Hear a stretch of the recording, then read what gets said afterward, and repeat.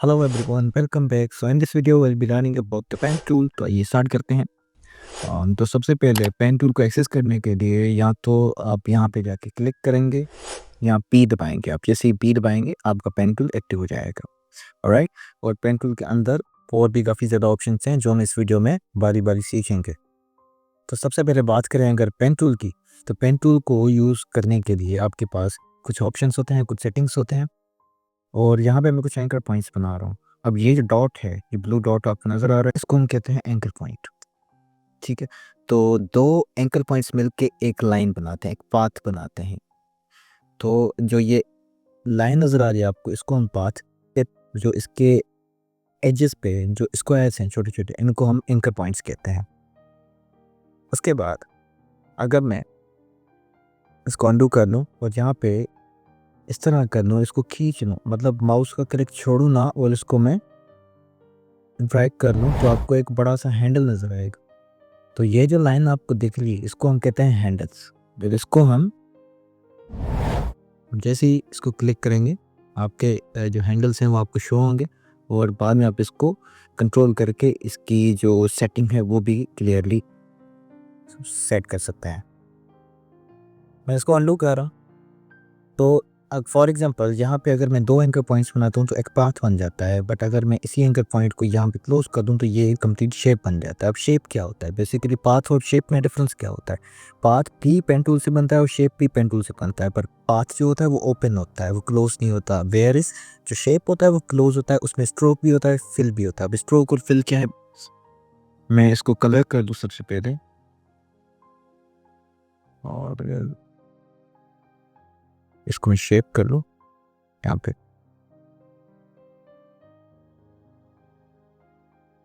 को ये लो स्ट्रोक दे देता हूँ मैं, तो इसकी मैं साइज इंक्रीज कर देता हूँ लाइक दैट। तो ये जो ये आपको लाइन नज़र आ रही है येलो सी, ये आपका स्ट्रोक है, the outline of the shape, और उसके अंदर जो कलर होता है उसको हम कहते हैं फिल। इसकी सेटिंग्स हैं यहाँ पे, आप इसकी स्ट्रेंथ को कंट्रोल भी कर सकते हैं, आप इसको चेंज भी कर सकते हैं, डॉटेड लाइन में कन्वर्ट कर सकते हैं, मोर डॉट्स में कन्वर्ट कर सकते हैं। इसके कैप्स को भी कंट्रोल कर सकते हैं कि इसकी कैप्स किस तरह की हों, राउंडेड हों, स्क्वायर हों, कर्ली हों, राइट। तो आपके पास यहाँ पे प्लेंटी ऑफ ऑप्शंस हैं जिनको आप कंट्रोल कर सकते हैं। इनकी विड्थ एंड हाइट को कस्टम साइजेस भी दे सकते हैं। इन चीज़ों को हम डिस्कस करने वाले हैं। उसके बाद बात करते हैं अगर हम पाथ की, तो यहाँ पे मैं इसको डिलीट कर रहा हूँ और मैं पेन टूल ले रहा हूँ। पेन टूल से जहाँ पे सेटिंग में जाकर पाथ बना रहा हूँ, तो आप देख सकते हैं इसमें कोई स्ट्रोक नहीं आ रहा, कोई कलर नहीं आ रहा, तो इसका यूज़ कहाँ पे आ रहा है? तो बेसिकली ये एजेस कटिंग जो हमारी शार्प एजेस होती हैं उनकी कटिंग में यूज़ होता है। पाथ बना के हम उसकी सिलेक्शन बना लेते हैं। कैसे, वो मैं आपको दिखा देता हूँ कि हम किस तरह बनाते हैं। फॉर एग्जांपल यहाँ पे मैं कोई पिक्चर ओपन कर लेता हूँ, तो हमारे पास ये पिक्चर है और मैं इसमें सिलेक्शन बना रहा हूँ इस तरह। मैं एक रफ सी सिलेक्शन बना रहा हूँ just for the example, right. तो आप देख सकते हैं कि यहाँ पे हमारा पाथ बन गया। जब जैसे ही मैं सिलेक्शन को क्लिक करूँगा तो हमारा ये बेसिकली सिलेक्शन हो जाएगी, और आफ्टर दैट मैं इसको मूव ही कर सकता हूँ। कंट्रोल सी करके मैं यहाँ पे ले आता हूँ इसको, तो आप देख सकते हैं कि मैं पूरा का पूरा वो पार्ट जो था वो कॉपी करके यहाँ पे ले आया। तो पाथ को हम मोस्टली कटिंग में यूज़ करते हैं। ये फोटोग्राफी में काफ़ी ज़्यादा यूज़ होता है जब हम कटिंग करते हैं शार्प एजेस की, नॉट द ब्लर्ड एजेस पर द शार्प एजेस। स्मूथ वाले एजेस के लिए हम पिछले कई ऑप्शंस डिस्कस कर चुके हैं, तो वही यूज़ होंगे। बट पेन टूल एक फोटोग्राफी में यूज़ होता है जब आप पिक्चर्स को मूव कर रहे होते हैं कटिंग करके। इसको रिमूव कर देता हूँ ना, बल्कि पूरा लेयर ही डिलीट कर देता हूँ ना, और मैं यहाँ पे न्यू लेयर क्रिएट करता हूँ और यहाँ पे मैं एक शेप बनाता हूँ।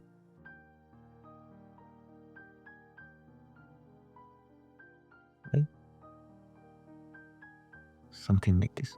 उसके बाद मैं अगर ये हमारा नॉर्मल सिलेक्शन टूल ले लेता हूँ, मूव टूल ले लेता हूँ, तो हम शेप को सिर्फ मूव कर सकते हैं, बट इसकी एजेस को, इसके हैंडल्स को और इसके एंगर पॉइंट्स को कंट्रोल नहीं कर सकते। क्यों? क्योंकि इसके लिए हमारे पास एक सेपरेट टूल है, वो यहाँ पे सिलेक्शन और डायरेक्ट सिलेक्शन टूल है।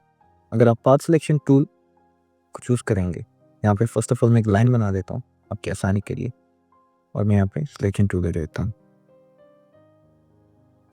तो आप देख सकते हैं कि आप इनको मूव कर सकते हैं पाथ को, और जहाँ पे आप डायरेक्ट सिलेक्शन टूल लेंगे तो आप यहाँ पे जैसे ही एंकर पॉइंट को क्लिक करेंगे तो आपका जो एंकर पॉइंट है वो सिलेक्ट होंगे और आप एक सिंगल एंकर पॉइंट को मूव कर सकते हैं लाइक दिस, राइट। और इन केस आपके पास हैंडल्स हैं इस तरह,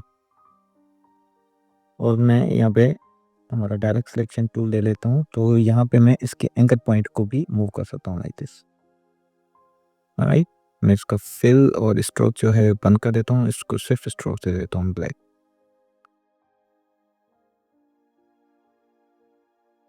हालांकि ये हमारा पाथ सिलेक्शन टूल से कंट्रोल नहीं होगा, क्योंकि पाथ सिलेक्शन टूल से सिर्फ हम ये हमारा पाथ को मूव कर सकते हैं, हम इसको चेंज नहीं कर सकते, मैनिपुलेट नहीं कर सकते। इसके एंकर पॉइंट्स और हैंडल्स को कंट्रोल करने के लिए आपके पास होता है डायरेक्ट सिलेक्शन टूल। अब हम छोटी सी एक्सरसाइज करेंगे जिसमें हम एक एलिप्स बनाएंगे।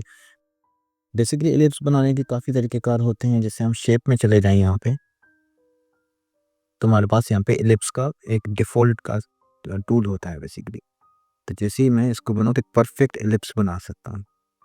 But for the exercise, pen tool की एक्सरसाइज करने के लिए ये लाजमी है कि हम इस तरह की शेप्स बनाएं। तो मैं इसका स्ट्रोक बढ़ा देता हूँ, फिल ख़त्म कर देता हूँ, स्ट्रोक को यहाँ पे 5 कर लेता हूँ, राइट। इसको मैं तो पेन टूल से हम एलिप्स कैसे बनाएंगे, हालांकि it won't be perfect, but for the exercise purpose हम यहाँ पे सबसे पहले तो गाइडलाइंस लेके आते हैं। कंट्रोल आर दबाएंगे, आपकी गाइडलाइंस आ जाएंगी और ये मैग्नेटिक होती हैं, तो आपकी सेंटर में ये पिंच भी कर लेती हैं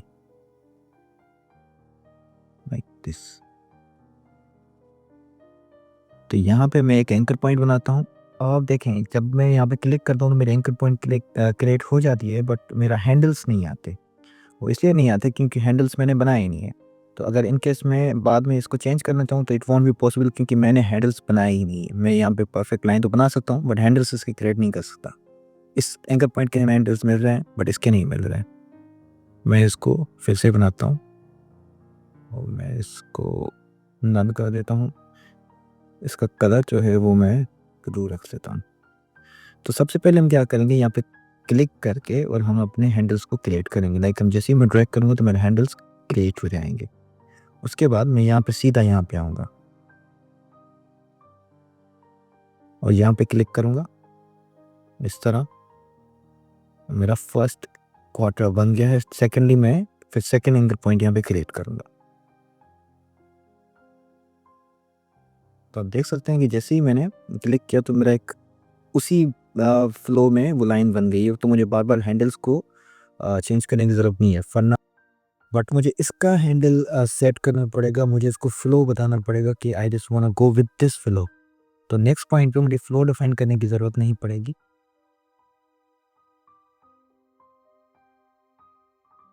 अब आप देख सकते हैं कि जैसे मैं यहाँ पे क्लिक कर रहा हूँ तो मेरा प्रॉपर शेप नहीं बन रहा। क्यों नहीं बन रहा? और हैंडल भी हमें शो नहीं हो रहा। अगर मैं हैंडल बनाने की कोशिश करूँ तो मेरा पूरा ही शेप ख़राब हो जाता है। समटाइम्स ऐसा होता है। तो इसका सबसे बड़ा रीज़न ये है कि मैं जैसे ही यहाँ पे क्लिक करूँगा तो ये हैंडल हमारा इस तरह होता है लाइक दिस। तो आपका शेप नहीं बनेगा, इस तरह बनेगा। तो उसके लिए आपको हैंडल को सेट करना पड़ेगा सबसे पहले कि हमारा ये जो हैंडल है वो सीधा हो, ताकि हमारा फ्लो इस हमारे एंगल से निकले आगे।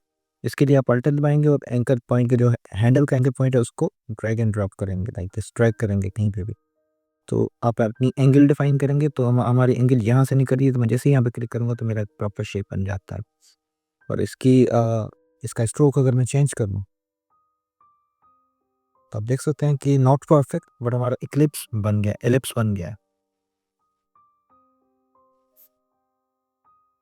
तो आई होप आप लोगों को यहाँ तक पेन टूल का सारा कॉन्सेप्ट समझ आ गया होगा। In the next video will be discussing about this properties and other सब टूल्स ऑफ पेन टूल, जैसे फ्री फॉर्म पेन टूल हो गया, कर्वेचर पेन टूल हो गया, एड एंकर पॉइंट्स हो गया, या डिलीट एंकर पॉइंट्स टूल हो गया, कन्वर्ट पेन टूल हो गया। तो इन चीज़ों को हम डिस्कस करेंगे। So that's all for this video. मिलते हैं अगली वीडियो में, तब तक अल्लाह हाफिज़। Thanks for watching. Don't forget to like, subscribe and hit the bell button for the updates.